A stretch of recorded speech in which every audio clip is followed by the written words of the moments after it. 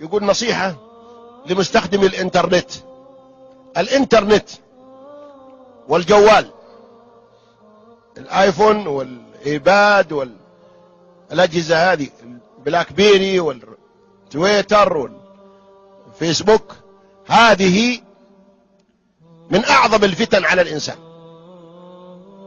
وقد أخبر النبي صلى الله عليه وسلم أن هناك فتنة اسمها الدهماء في آخر الزمان، والعلماء ما يدرون عنها.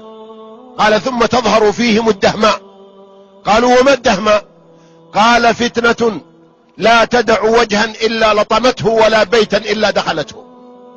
كان العلماء يقولون عند الحديث هذا الله أعلم بمراد رسوله.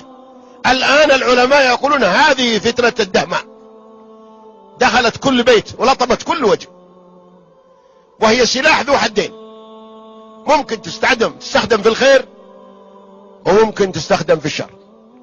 ولكن للأسف الشديد فإن جميع شعوب الأرض تستخدمها في الخير ونحن نستخدم أكثرها في الشر. افتش جوالات كثير من الناس تجدها مقاطع خبيثة، وتجدها رسائل غرامية خبيثة، وتجده يدخل في المواقع المنحرفة والمحرمة، وتجد البنت كذلك تدخل، حتى وقعت الفتن وحصل الخلل الاجتماعي والانحراف الأخلاقي وذهب الحياء، بل انعدم عند كثير من النساء. المرأة ما كانت تكلم رجال، ذا الحين لا، تكلم الرجال عادي، وتقول كذا أنا على علاقة بشاب. إيش معنى علاقة بشاب؟ يعني على زنا، وركبت مع شاب. إيش معنى تركبين مع شاب؟ إيش بيسوي بك الشاب؟ يوديك تاخذين عمره؟ أين الإيمان؟ أين الحياة؟ لا إله إلا الله. لقد اخترقت أعراضنا وأخلاقنا بسبب هذه الوسائل.